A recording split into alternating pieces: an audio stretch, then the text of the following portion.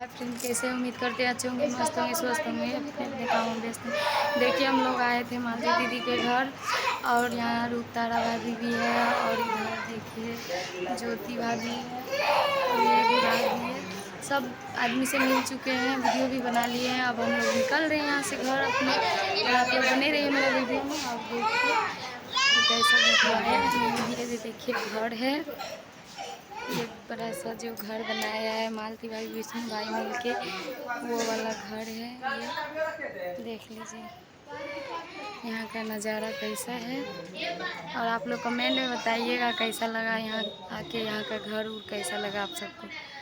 ठीक है, बहुत सारा आदमी है, ये लोग निकलने वाला है, अभी कहीं जाएगा और इसीलिए ताला उला मार के कहीं जाने वाला है, इसीलिए हम लोग भी अपना अपना घर जा रहे हैं। ठीक है भाई दोस्तों, बने रहिए मेरे ब्लॉग में और देखते रहिए कि हम लोग मिले हैं कहाँ से आए कहाँ से नहीं।